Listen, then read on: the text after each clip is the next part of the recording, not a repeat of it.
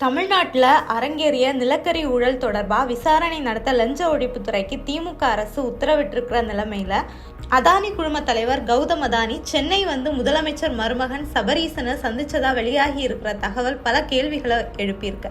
2012, 2016 காலகட்டத்தில் தமிழ்நாட்டில் அதிமுக ஆட்சி நடைபெற்று வந்துச்சு. அப்போது தமிழ்நாடு மின்சாரத்துறை அமைச்சராக நத்தம் விஸ்வநாதனும் டான்ஜெட்கோ தலைவரா ஞான தேசிகனும் பொறுப்புல இருந்தாங்க. இந்த காலகட்டத்தில் தமிழ்நாட்டில் இருந்த அனல் மின் நிலையங்களோட மின் உற்பத்திக்கு 2.44 கோடி மெட்ரிக் டன் நிலக்கரியை Adani global private limited, knowledge international strategy systems private limited, Chettinad logistics private limited, MSTC limited ஆகிய நிறுவனங்கள் கிட்ட இருந்து 12,250 கோடி ரூபாய்க்கு கொள்முதல் செய்தாங்க அப்போதைய அதிமுக அரசு. இதற்கிடையே 2013 காலகட்டத்தில் இந்தோனேஷியாவை சேர்ந்த ஜான்லின் அப்படிங்கிற நிறுவனத்திடமிருந்து 1 மெட்ரிக் டன்னுக்கு 2,332 ரூபாய்ங்கிற கணக்கில் 69,925 மெட்ரிக் டன் நிலக்கரியை கொள்முதல் செய்திருக்கிறது அதானியோட நிறுவனம். ஆனால் தமிழ்நாடு அரசுக்கு நேரடியாக பில் அனுப்பாத அதானி குழுமம் தன்னோட இடைத்தரகராக செயல்பட்டு வந்த சுப்ரீம் யூனியன் இன்டர்வர்ஸ் அப்படிங்கிற நிறுவனம் மூலமாக 1 மெட்ரிக் டன் நிலக்கரிக்கு 2,811 ரூபாய் என்கிற கணக்கில் விலையை ஏற்றி அரசு மோசடி செய்திருக்காங்க. அதோட இந்தோனேஷியாவிலேருந்து அதானி குழுமம் இறக்குமதி செய்த நிலக்கரியோட தரத்திலையும் தமிழ்நாடு அரசை மோசம் பண்ணியிருக்காங்க. அதாவது இறக்குமதி செய்யப்பட்ட நிலக்கரியோட தரம் 3,500 கிலோ கலோரிக்கு பதிலாக 6,000 கிலோ கலோரின்னு முறைகேடா உயர்த்தி மோசடி செய்திருக்கு அதானி குழுமம். ஆனால் டெண்டர் விதிகளின்படி தமிழ்நாடு மின்சார வாரியம் கொள்முதல் செய்கிற நிலக்கரியோட கலோரி 5,000 கிலோ இருக்கணும். ஆனால் அதானி சப்ளை செய்த நிலக்கரியோட உண்மையான தரம் வெறும் 3,500 கிலோ கலோரி தான்.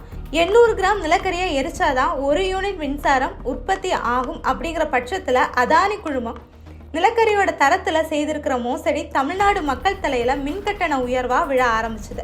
இது ஒரு புறம்னா 2014 முதல் 2016 காலகட்டத்தில் மட்டும் 24 கண்டெய்னர்களில் கடல் வழியாக நிலக்கரியை தமிழ்நாடு மின்சார வாரியத்துக்கு சப்ளை செய்திருச்சு அதானி குழுமம். விசாகப்பட்டினத்திலிருந்து தமிழ்நாட்டுக்கு நிலக்கரியை கொண்டு வர போக்குவரத்து செலவா 1,267 கோடி ரூபாயை கணக்கு காட்டியிருக்கு மின்சார வாரியம்.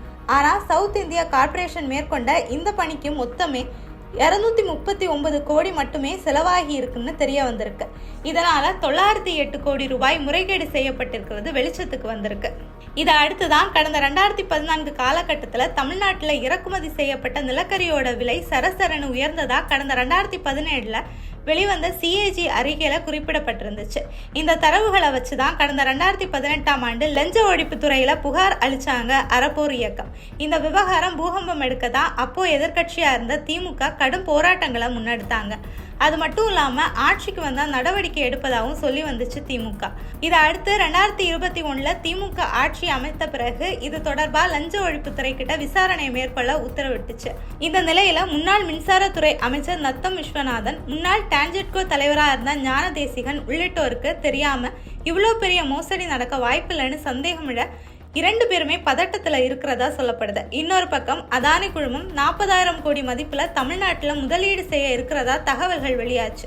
இந்த நிலையில தான் சமீபத்தில் அதானி குழும தலைவர் கௌதம் அதானி சென்னை வந்ததும் அங்கே நட்சத்திர ஹோட்டல் ஒன்றில் முதலமைச்சர் ஸ்டாலினோட மருமகன் சபரீசனோட 4 மணி நேர பேச்சுவார்த்தையில் ஈடுபட்டிருந்ததா சொல்லப்படுது. இதை அடுத்து தமிழ்நாடு மின்சார வாரியத்துக்கு நிலக்கரி சப்ளை பண்ண அதானி குழுமம் மோசடியில் ஈடுபட்டதா எழுந்த குற்றச்சாட்டுகள் மீதான விசாரணையில் அப்டேட்ஸ் இல்லாததுக்கு சபரீசன் மற்றும் கௌதம் அதானி மீட்டிங் கூட காரணமாக இருக்கலாம்னு தமிழ்நாடு அரசியல் வட்டாரத்தில் பேசப்பட்டு வருது.